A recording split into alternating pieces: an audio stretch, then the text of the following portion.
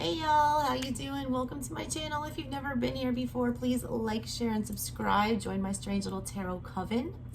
If you would like a personal reading from me, or if you would like to see me unbox this entire deck that I'll be using this afternoon, the Lunar Nomad Oracle, you can find that info in the description box below on how to do both of those things. It is the full cold moon. It is the last full moon of the year. It is the closest moon to the winter solstice, the darkest night of the year. I decided to pick a deck today that was, moon themed. I feel like we all need to get some messages from Mother Moon. So this is kind of like story time. So settle in, get yourself some tea, some coffee, whatever your hot beverage of choice is for the winter time, and settle in, because this book has very, very long detailed descriptions of each card. So I'm going to do an all signs reading today. I'm going to do all 12 signs in a collective message, and I'm going to just straight up read the message from the Lunar Nomad. Maybe I'll try to hear it from me. I don't know. I feel like these are very important messages. We'll see what your sign has. I will chop these up and post them individually as individual sign reads later on today, if you don't want to stick around for the long ass story. All right, guys. All right, Cancer babies. What message does Cancer, my little moon child, need to hear from the Lunar Nomad? What's the message for Cancer from the Lunar Nomad? What message does Cancer need to hear today?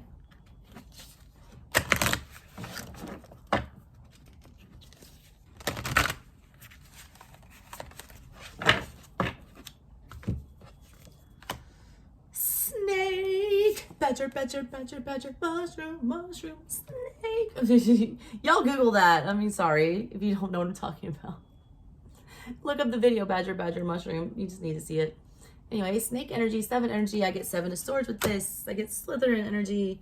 I also get transformative energy. What are you wrapped up in? What are you getting involved in? Have you outgrown your skin? All right. Is this thing really as dangerous as you're making it out to be? I think a lot of that's in your mind. Most snakes are completely harmless. They won't touch you or hurt you, or most cannot kill you or anything like that. I feel like you're making a fear out to be bigger than it needs to be. Here you go, Cancers. Snake, number 7.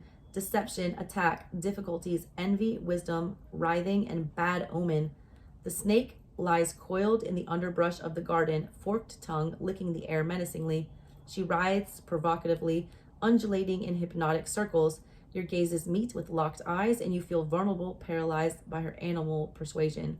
She looks into your soul with deadly embers. You can feel the hot surge of her noxious seduction writhing through your veins in a similar serpentine fashion. The snake is beguiling. Her deadly energy penetrates your very core, provoking fear and desire simultaneously. You are overwhelmed by the desire of wanting something, regardless of the consequences. She awakens cravings that make you forgo caution. She slithers through your mind, deep into your body, and arrests all of your senses. You feel disarmed and defenseless. This is straight up devil energy. Some of y'all have like a person that is your weakness, or a thing that is your weakness, a drug, a person, whatever this is, something that you cannot say no to. It's almost like it's hypnotic. You can't, you can't disconnect if you wanted to. It's just toxic. Whatever it is, it keeps drawing you in. Boy, you play with fire, Cancers. You know what happens. It says, powerless to her influence, you slip into euphoria, longing for more, and find yourself stepping into the mouth of danger. The snake awakens our sexual nature like the heat rising from 2 bodies intertwined, building internal fire, lost in ecstasy. Lust overtakes reason. Any semblance of consequence has fled your mind. Lust and love are not the same thing. Some of y'all are having sex right now and thinking that it is love, and I need to remind you that it is not. All right? Somebody tends to persuade you back with physical affection and things like that, and you fall for it, Cancer. Don't do that. You guys just love, to feel loved and feel emotion and to feel wanted. But if they're only making you feel wanted on the physical level, that shit's toxic as hell. It says the snake personifies the reptilian brain, the portion of our brain that controls our animal instincts and the deep desire for survival. In a positive way, the reptilian brain is a survival mechanism, allowing us to respond to danger and provocation in a way that preserves life. However, the reptilian brain can lead to domination, control, and aggression. Interestingly enough, the reptilian brain craves ritual, which can turn seeking desire into negative habits and destructive cycles. Essentially, the snake points to our inner desires that are born out of our need for survival, regardless of their true validity. When approached respectfully, the snake can show us how to be powerful in our own instinctual nature. Consider how long you are using your personal power. Power out of balance becomes destructive, restrictive, and consuming. Red-hot anger can give you a sharp tongue that lashes out with each word, or dangerous actions that plunge their fangs deeper and deeper. The snake can represent the loss of control of our emotions, desires, and power. Be on guard when the snake appears, because her charming nature can lead to hazardous actions and situations. She often comes in the form of another person or situation that seems enticing but can ultimately lead to peril.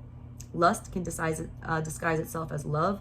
As convincing as the snake is, there's always an underlying feeling of something being off kilter. Trust that inner warning before charging ahead on into doom. Ask yourself, am I in the midst of a passionate indulgence at all costs to my well-being?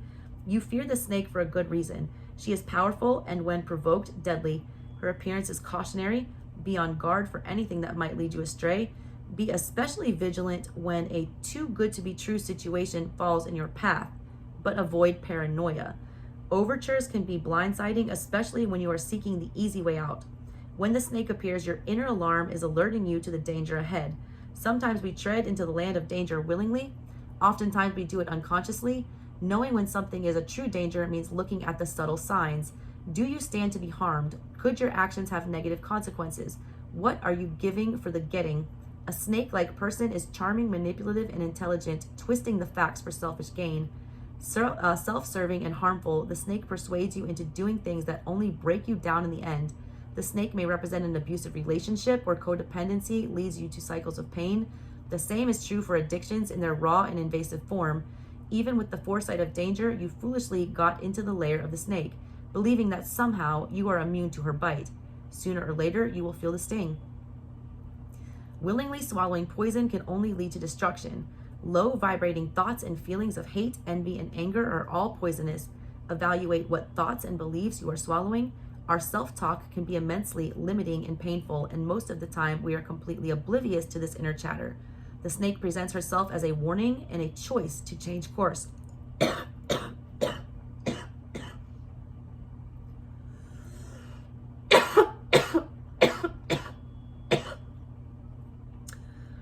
It says, you might find yourself on a winding path filled with painful twists and turns. Sometimes we convince ourselves that there is no other option, or that our present path, however painful, will eventually lead to our desires. You can choose to amble ahead into more darkness or change course for your own well-being. Survival of the fittest is ingrained in the reptilian brain. Sometimes we slip into survival mode unknowingly, acting out of fear. This can look like anger and vengeance. Though you may feel vindicated, survival mode can easily turn into victimhood, where forgiveness can be hard to muster. But forgiveness is a powerful antidote to the snake's bite. Forgiveness is not forgetfulness. Rather, it means you are calling back your power, breaking the gaze, and choosing to follow your deeper wisdom. All right, this is the Bardo snake, all right? And it does give you this little exercise in here. I'm gonna read it to you. You're the only one that had this so far, Cancer. It says, the Bardo state in Buddhist teaching describes an intermediary state of being in which you are suspended between death and rebirth. It's kind of like limbo. A Bardo state is often met with terrifying visions or hallucinations, overwhelming you with your fears and disempowering actions. Go watch the movie What Dreams May Come with your fellow Cancerian Robin Williams, who shares my birthday. You need to see that movie. That's talking exactly about this in the limbo and how scary it is. Going into the Bardo state can cause chaos or liberation, but if you focus less on the fear and more on what lies beyond, it becomes the doorway rather than the destination. Hold the snake card in your hand and look deep into the image, allowing her to provoke your fears. Let all the overwhelming anxiety bubble to the surface. Summon all the fears surrounding your situation and let the senses wash over you. Just notice what happens. Do not wrestle with fear. Just stay still in its presence. Like a mighty tremor, the fear will move through you.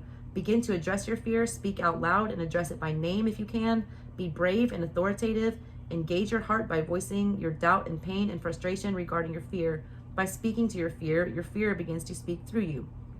When you have had all you can take, repeat the affirmation, I have made peace with you, my fear. You have no power over me. Then flip the card over, disengage from the feeling, relax into the arms of change. I just got the Glinda, you have no power here, be gone. It's like the Wicked Witch. And then I got like, I was also seeing like when they're practicing the charms in Harry Potter and they're trying to, you know, it's like ridiculo. They're making something look ridiculous so it doesn't scare them anymore. It changes like their biggest nightmare into something that's like completely, you know, hilarious that you can laugh at. But yeah, Cancer, that was a long message. You got some devil energy around you. I don't know what it is. It's going to be different for all of you, but figure it out. All right? Do not go down that path. Do not be enticed by whatever that is, my Cancers. You guys are too sweet, all right? You do pray. You see the good in everybody. Like, you see potential, and you are often, you know, taken advantage of, and there's somebody trying to do that right now. Don't let them take advantage of your good nature, Cancer. That's what I got for you guys. I love y'all. Catch you next time, Cancer.